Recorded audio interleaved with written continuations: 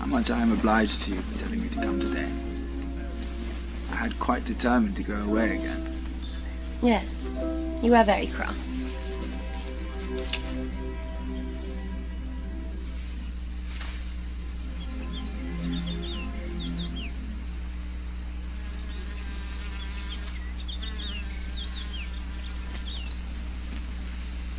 Our companions are excessively stupid. What shall we do to rouse them? Any nonsense will serve. Ladies and gentlemen, I am ordered by Miss Woodhouse to say that she desires to know what you're all thinking of. Oh dear. What we are thinking of. Is Miss Woodhouse sure that she would like to know what we are all thinking of? No, no, upon no account in the world. It is the very last thing I would stand the brunt of just now. It is a sort of thing which I should not have thought myself privileged to inquire into, as chaperon of the party. Very true, my love. Very true. But some ladies will say anything. Best to pass it off as a joke. Everybody knows what is due to you. They are most of them affronted. I will attack them with more address. Ladies and gentlemen, I am ordered by Miss Woodhouse to say that she waives her right of knowing what you may be thinking of and only requires something entertaining from each of you. She demands either one thing very clever, or two things moderately clever, or three things very dull indeed. And she engages to laugh heartily at them all. Oh, very well then. I need not be uneasy. 3 things very dull indeed. That will do just for me. I shall be sure to say 3 dull things as soon as I open my mouth. Ah, Mom, but there is the difficulty. When have you ever stopped at 3?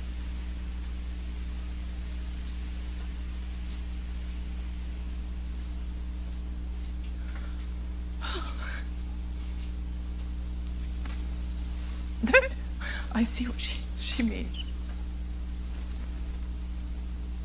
I shall try to hold my tongue.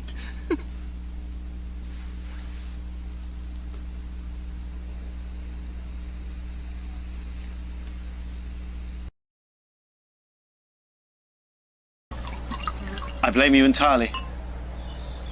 You know that I had no choice. You commanded me. I cannot resist you from the very first day I met you. Your gallantry, sir, is unanswerable, but, no one else is speaking. We shouldn't be talking such nonsense in front of 7 silent people. I am silent, for I never want to give offence. Well, I'm not ashamed to repeat myself. From the very first moment I saw Miss Woodhouse in February, let everyone on Box Hill hear me, I found her irresistible. Let me be heard from Mickleham to Dorking. Our companions are excessively stupid. Your dear wife was sensible to remain at home, although I think some of us might benefit if our governesses were here. What should we do to provoke them? Any nonsense will do. They should be made to talk. Ladies and gentlemen, I am ordered by Miss Woodhouse, who, wherever she is, presides over all ceremonies, that she desires to know what you are all thinking of.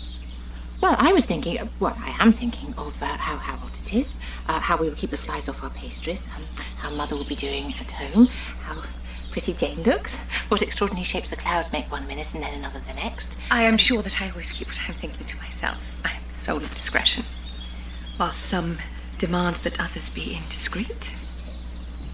Is Miss Woodhouse sure she would like to know what we are all thinking of? Oh no, please. Tell me anything but the truth of what you all are thinking. Well now, I'm ordered by Miss Woodhouse that she waives her right of knowing what you might all be thinking of and only requires something very entertaining from each of you. Now, she requires either one thing very clever, be it prose or verse, 2 things moderately clever, or 3 things very dull indeed. Oh, and she promises she will laugh heartily at all of them. Oh, then I shall do very well at your game, Miss Woodhouse. 3 things very dull indeed. Well, that would be tailor-made for me, you know. I can be relied upon to say 3 dull things as soon as I open my mouth, don't I? Oh, but there is a difficulty. You will be limited as to number. Only 3 at once.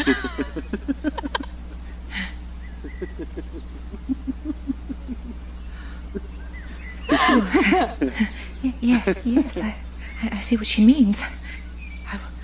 I will try and hold my tongue. I must be very disagreeable today.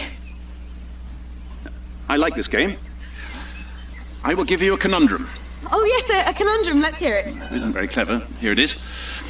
What two letters of the alphabet express perfection? 2 letters? Oh, well, I'm sure I don't know. Well, I will tell you. M and A. M, A. Now you understand? Now we see the kind of clever thing required, but he has spoilt it for all the rest of us. Perfection has clearly come too soon. Miss Woodhouse must excuse me. Excuse Mr. E. And Knightley? Joe? We have nothing clever to say. Not one of us. Oh, yes, you must excuse me. I have nothing to say that could possibly entertain Miss Woodhouse. Shall we walk, Augusta? Now, Jane, shall we all play a game? I command that we each tell Miss Woodhouse something entertaining. You may offer 1 thing very clever, 2 things moderately clever, or 3 things very dull indeed. Oh. And in return, Miss Woodhouse will laugh heartily at them all. I do not pretend to be a wit, though I have a great deal of vivacity in my own way, of course. These diversions are tolerable at Christmas when one is around the fire, but in my opinion, it wastes the outdoors. Miss Woodhouse, you must excuse me. And me. I'm an old married man. I have nothing to say that would please Miss Woodhouse. Or any young lady. Oh, well, I need not be uneasy, as long as we're allowed 3 dull things. Very dull, in fact. I shall be sure to say 3 very dull things as soon as I open my mouth, shan't I? There may be a difficulty. Oh, I doubt that. I'm sure I never fail to say things very dull. Yes, dear, but you'll be limited as to number. Only 3. Oh.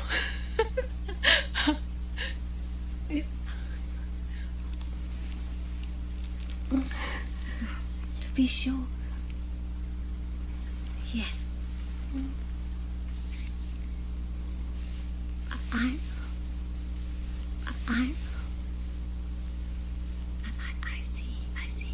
I see what she means.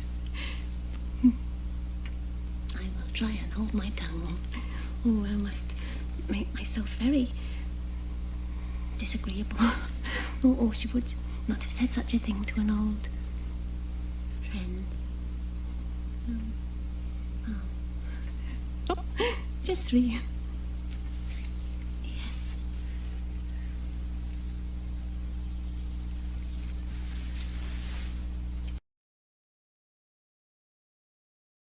You are in much better spirits today. That is because I'm under your command. Can't you command yourself? I don't believe I can. I believe I'm completely under your influence. Since when? Since I saw you first in March. I think you should lower your voice. No one else is speaking. I'm not saying anything to be ashamed of. I saw you first in March. Let everybody hear it from Mickleham to Dorking. I saw Miss Emma Woodhouse first in March. There. Now, we are a very dull party, and that will not do. I'm ordered by Miss Woodhouse to say that she desires to know what you're all thinking. Is Miss Woodhouse sure she would like to hear what we're all thinking? No, upon no account. It is the very last thing I would stand the brunt of just now. Ordered by Miss Woodhouse, indeed. Well, I was never in any circle before where I was ordered or required to do anything. Or when my young ladies ordered married women to do this or that. I think it is only a kind of joke, Augusta. Joke indeed. Some people don't seem to understand proper decorum at all. In that case, Miss Woodhouse orders me to say that she requires something entertaining from each of you. It can be 1 very clever thing, or 2 moderately clever things, or 3 very dull things indeed. More of her orders? Intolerable. Well, I am happy to oblige Miss Woodhouse. 3 very dull things indeed. That will just do for me, you know. I shall be sure to say 3 very dull things as soon as ever I open my mouth, shan't I? Do not you all think I shall? But there may be a difficulty for you, Miss Bates. You'll be limited as to number. Only 3 at once. Ah, yes, to be sure. I see what she means, and I will try to hold my tongue. I must make myself very disagreeable, or she would not have said such a thing to an old friend. Shall we walk, Augusta? Happy couple. How well they suit each other. Very lucky marrying as they did on such a short acquaintance formed in a public place. How many a man has committed himself on a short acquaintance and regretted it the rest of his life? These things do occur, undoubtedly. But only the weakest character will allow such an unfortunate acquaintance to be an oppression forever.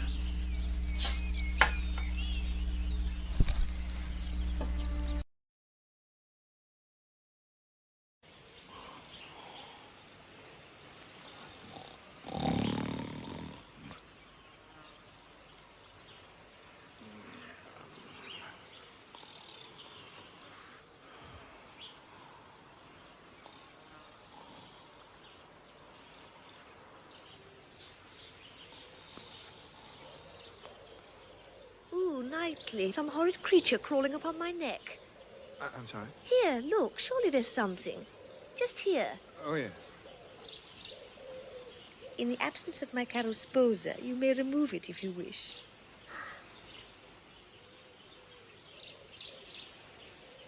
Our companions are very dull and stupid this afternoon. What shall we do to rouse them, eh? Shh, Mr. Churchill. Ladies and gentlemen, I am ordered by Miss Woodhouse to say that she desires to know immediately what you are all thinking of. Really, Mr. Churchill? Well, come now. Is nobody going to rouse themselves a little? Is Miss Woodhouse so sure she would really like to know what we are all thinking? Well said, Knightley. Hurrah! Well said indeed. No, to be honest, I should not. Not by any means, thank you. Really, such childishness. I declare I'd quite outgrown such antics by the time I'd left the nursery. I see I must attack them with more address.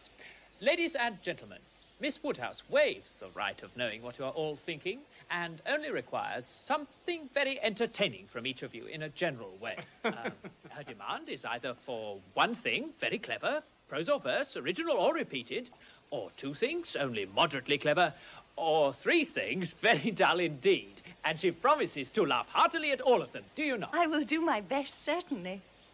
Well, come now, ladies and gentlemen, who will begin? Oh, dear. Miss Smith. No, Mr. Weston, I couldn't possibly. Oh, well, come, somebody, please. Three things, very dull indeed, did you say? Well, that will just do for me, will it not? I'd be sure to say three very dull things as soon as I open my mouth. Shall I not, Miss Woodhouse? Ah, yes, but on this occasion I fear you will be limited to only three, Miss Bates. That is the difficulty.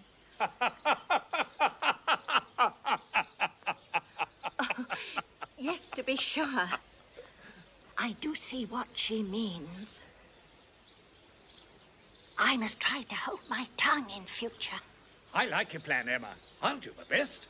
How will a conundrum do, eh?